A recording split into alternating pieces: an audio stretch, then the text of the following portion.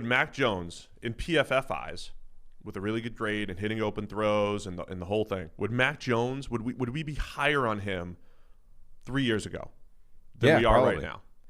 Probably. And I think, look, the Mac Jones thing is an interesting discussion because I don't know if people appreciate just how good he was last year. Like he's looked at through the lens of this like punchline of doughy physique and isn't an athlete. That's you making fun of him, man. That's all you. I made fun of him this time, but other people are making fun of him the rest of the time.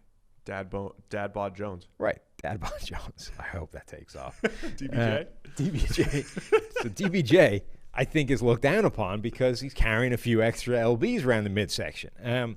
But his PFF grade was the highest of any of these quarterbacks last year, overall. Now, but he's the everyman right now because with the dad bod over here, I can relate. Like I could sling it around to Devontae Smith and Jalen Waddle. I could do that. Right. We could all relate to Mac. But the point is, like, there are things to stand against him, not just the dad bod, but he was in this offense that was like a cheat code, right? Alabama's offense is ridiculous. Now, okay, he didn't have two of the first-round wide receivers that went to the draft last year, but, like, when you watch what they're doing with that offense, like this, other teams can't do this. Like they're running pick concepts 10 yards into the pattern. Like Devontae Smith and Waddle crossing at a break 12 yards deep. You can't run that in the NFL. You can't run that in college most of the time because people don't have the speed or the protection to get it done. So those guys were operating an offense that is very much helping him and making him look good. Well, that's what I want to circle back to as well. So the other NFL trend. Right. But my Go ahead. My point, just quickly to finish it off, is that so there's definitely reasons to sort of knock him a little bit. But you have to bear in mind where you're knocking him from, which is the highest PFF grade over the season of any of these guys, including Zach Wilson, who also has things that you have to knock him for.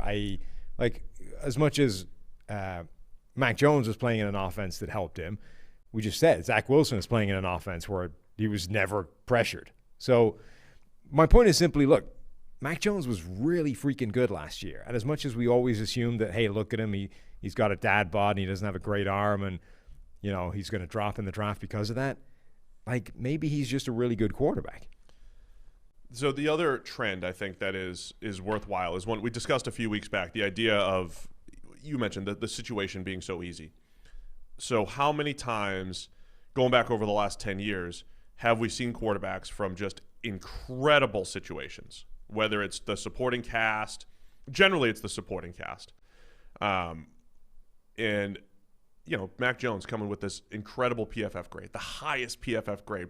You go check it out with our college premium stats, our PFF draft guide, go check it out if you have PFF Edge. Just go check out Mac Jones' numbers and his stats there.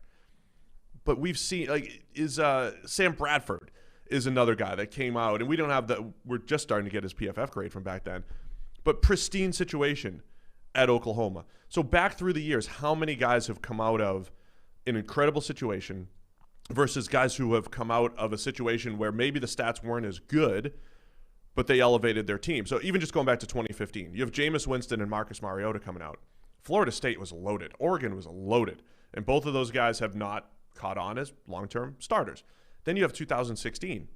You have Jared Goff and Carson Wentz at the top of the draft. Neither one had – Wentz had a great situation in North Dakota State, but kind of a different world.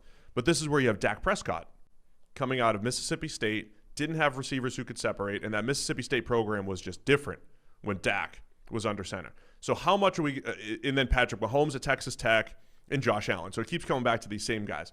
Guys that did not have the Alabama, the late Sam Bradford, Oklahoma, the recent Oklahoma situation, didn't have these great situations, but then they got into the NFL and took it to the next level. So I think that's where there's also reservations about Mac Jones and the recency bias of Tua just didn't look great in his limited time last year. How much are teams weighing this now, what you're coming out with, and what you had to deal with in college? Yeah, I do think that Tua doesn't help him. We saw Tua struggle relatively compared with the rest of the quarterbacks in his draft class. His mitigating circumstances coming off the injury, etc. But I think it's real that Alabama offense helps those guys so much that they are going to have a harder transition to the NFL than other players that aren't used to such a massive advantage helping them out. But that's not to say that we should completely dismiss how good those guys have been. And Mac Jones in particular, I think, might be getting overlooked because we're focused on the athlete and the body and all those kinds of things. And look, like Justin Fields just ran a 4.4 that could be even faster if he didn't have better form and all those kinds of things. Like, he's up against some special athletes and just physical specimens. And then you look at Mac Jones and he looks like Tom Brady's, Tom Brady back in, when he was coming out, 99, 2000? Which year? Brady was 2000. 2000. Yeah. So he looks like 2000 Brady, who'd been on the banquet circuit like Ryan Leaf, putting on a few extra pounds. So I Friend think of the show. Yeah. But I think we just overlook how good he was because of that. But if you actually dive into the numbers, there's a lot of reasons to think that Mac Jones is worthy of being in the discussion with these guys, which is where the current smoke seems to put him in terms of like rumors and talk. All right, let's wrap it up with this and the NFL trends. All of the smoke being Mac Jones to the Niners. Yes. Doesn't make any sense to me. Doesn't. It does not. Okay. The 49ers just they tipped their hand, man. They have Jimmy Garoppolo. He's already on the roster. The Rams had Jared Goff. The NFL, when you're a good play caller, they're getting sick of the quote-unquote system quarterback. They're getting sick of it. Yeah. When you've had it for a couple of years, they're ready to move on. The Rams showed it. The 49ers showed it. I don't think there's any way that the 49ers said, hey, we got Jimmy Garoppolo. We're going to upgrade with Mac Jones now. Rookie Mac Jones is going to be better than right now Jimmy Garoppolo. Yeah. And the only thing that Shanahan is in the Niners are trading up for is something different that can elevate that offense, not execute it at 2019 Jimmy Garoppolo level. Well, okay, but first of all, we don't know they're getting rid of Jimmy Garoppolo this year. First, they've said they're not. Now, what if they're telling the truth? Well, even if they're keeping him, yeah, you're going to number 3 to get a quarterback that's going to 100%. be Kyle Shanahan offense 5.0. But right? It's going to be the next thing. But he doesn't necessarily need to be better year one. Like, if they are to be believed, they would plan on starting Jimmy G, getting an Alex Smith, Patrick Mahomes season out of him where you light a fire under his ass and Jimmy G plays the best football of his career before you move to the rookie sophomore in year 2 who you expect to be better and take the offense to a different level. Now, okay, to envisage that being Mac Jones, you do need him to be special as a passer because he's not going to be offering much in terms of athleticism and dynamism outside of structure. But the whole narrative around him has been that he's Tom Brady 2.0. Now, I'm not promoting that, but his own teammates and his people around him have been drawing the parallels to Tom Brady 2.0. And it would make a lot of sense in terms of, look, this is a dude with a dad bod who had a crappy pro day, but if you put him in an offense, he just goes and wins a national title and has the best grade in the nation. So there are parallels to Tom Brady is all I'm saying. Look, Tom no longer has a dad bod now that he's a dad. That's the other part. That's true. If Mac embraces TB12 method, then maybe. Well, there you go. Maybe that's all he needs. I just look at what the Niners are doing. They're looking at the landscape of the division. And Kyler Murray is there, and Russell Wilson is there, and Matthew Stafford is there too, with Sean McVay. Mm-hmm. And I can't imagine he's like, Mac Jones. Mac Jones is the guy that's going to get me to that next level. I mean, it would be a wild statement, but I don't think it's implausible. No, of course. I mean, nothing is. I'm not in the room. But I'm trying to give my own interpretation of what we're seeing here. Because if Mac Jones is Tom Brady, that's one thing.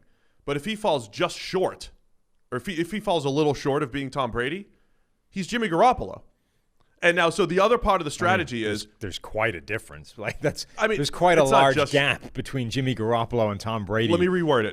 To wedge yourself if you make it as an NFL quarterback. Mac Jones is far more likely to be Jimmy Garoppolo than he is Tom Brady. Sure, but isn't that true for every quarterback? Yes, of course. Yeah. So, Justin Fields is far more likely to be insert random not great quarterback than Russell Wilson. Yeah. But to your point, with the QB rushing ability and the extra stuff that's added from a Justin Fields or a Trey Lance, the floor is now higher.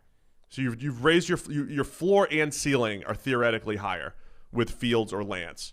And I think Kyle Shanahan's going to look at this and say, I've hit the Jimmy Garoppolo ceiling. I need to see what the Justin Fields ceiling looks like. I need to see what the Trey Lance ceiling looks like because I have a feeling the Mac Jones ceiling is similar to Jimmy Garoppolo's. That's what I think they're looking at. Now, I tweeted out, is the NFL getting tired of system quarterbacks? And everybody's like, every quarterback's in a system. Yeah. The point is, the system quarterback, the mid-tier quarterback is the way I like to classify it. It's not the system. It's middle-tier quarterback. It's the quarterbacks who pretty much can only succeed and put up good passing production with everything around, with a great ecosystem. Tom Brady is not a system quarterback, despite what the folks tell you. Drew Brees was never a system quarterback. Those guys were elevating everybody around them, outside of a few very rare instances. Those guys are great. They're not system quarterbacks. I'm talking about the mid-tier quarterbacks of the NFL who cannot elevate an offense without great wide receivers or a great offensive line or a great play caller.